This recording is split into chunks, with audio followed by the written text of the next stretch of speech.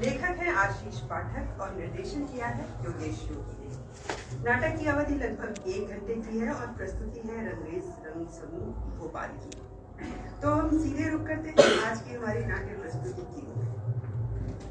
नाटक के बारे में, इस नाटक को आप हितोपदेश की लघु कथा का एलॉब्रेशन भी कह सकते हैं, परंतु लेखक द्वारा इसे जिस रचनात्मकता के साथ लिखा गया है, इससे ये एक मौलिक पटकथा के रूप में हमारे सामने है, जिसमें हितोपदेश की कहानी को जरिया बनाते हुए उसकी मूल संरचना में छोटे बड़े बदलाव करके प्रासंगिक किया गया है। नाटक में व्यक्तित्व निर्माण से लेकर विस्थापन, प्राकृतिक दोहन, सामाजिक आडंबर और बाजारवाद के अधीनस्थ धनपतियों की कुटिलता पर प्रहार किया गया है।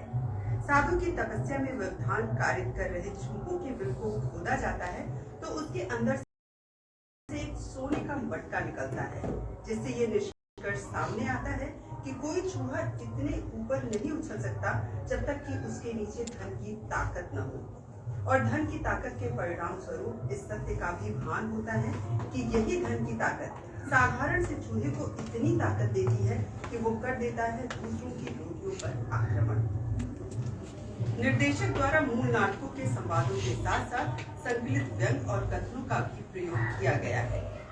निर्देश किए नाटक डकैत चूहे रंगमंच पर एक क्रांतिकारी प्रयोग का नतीजा है, और इस प्रयोग को समझने या ग्रहण करने के लिए हमें सर्वप्रथम विस्थापन और बहुराष्ट्रीय कंपनियों के खेल को समझना होगा। नाटक हितोपदेश की एक लघु कथा का पुनर्पाठ है, जिसे लेखक ने बड़ी ही चतुराई से आज के समय का भाष्य बना दिया है। नाटक उस पूरी प्रक्रिया पर भी प्रश्न चिन्ह लगाता है जिसमें एक मनुष्य के सामाजिक प्राणी बनने तक का सफर है। रंगमंच में हम कम ही नए प्रयोगों को स्वीकारते हैं तथा हमेशा उसी मोनोटोनी के इर्द गिर्द नाटक करते और देखते हैं। डकैत चूहे में हमने उस मोनोटोनी को तोड़ने की कोशिश की है और इसे छोटे छोटे नवीन प्रयोगों और रूपकों में बांधकर एक अलग तरह के कलेवर में दर्शकों के सामने प्रस्तुत करने का प्रयास किया है।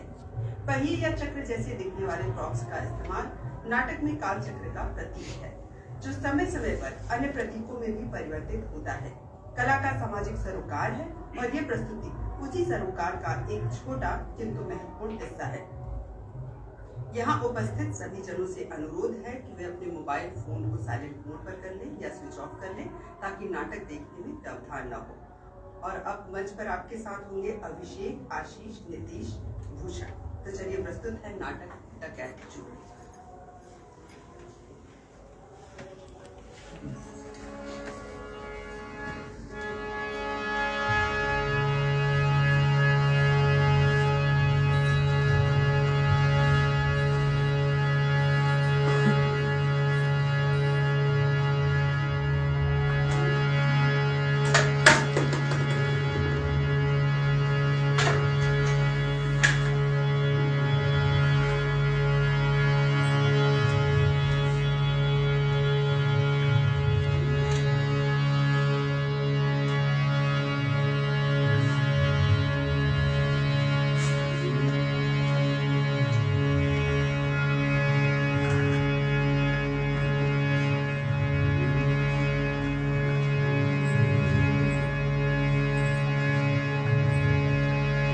चंदा मामा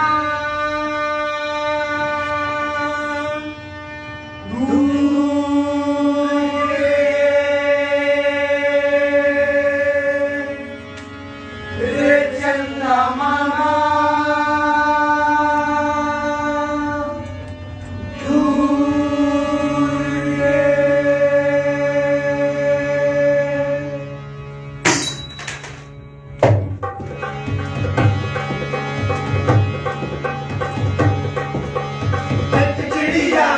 बच्चे चार निकले पंख बसार, एक चिड़िया के बच्चे चार निकले पंख बसार।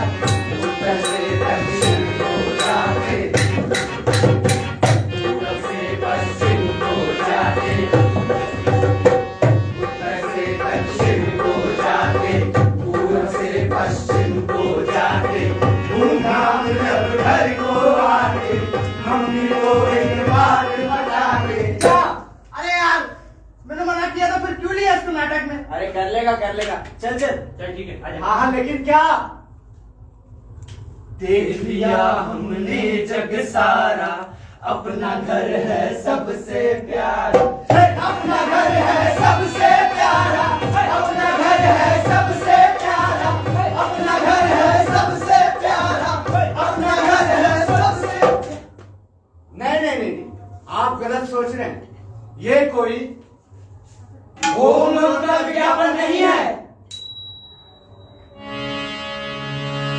रे चंदा मामा दूर के, रे चंदा मामा दूर के।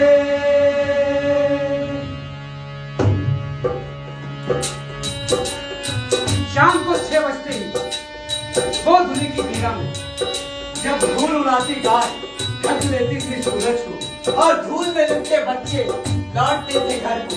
ठीक उसी समय नानी अपने एक हाथ में ऊन का गोला और दूसरे हाथ में 2 सिलाई लिए हुए बैठ जाती थी बच्चों के झुंड में।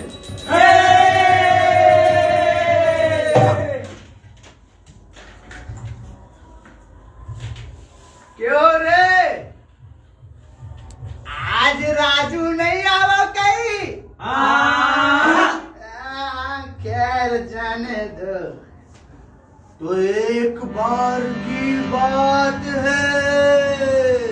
Received Paytm payment of 440 rupees. सीधा और 2 फंदे उल्टे अपनी सलाई। और इन्हीं फंदों और कहानियों में फंसकर रह जाते थे मोहल्ले के सारे बच्चे। लेकिन आज न फंदे हैं और ना ही कहानियां।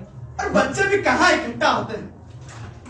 वो तो सारे के सारे बैठे हैं अपने एक हाथ में अंकल चिप्स का पैकेट लिए टीवी के सामने।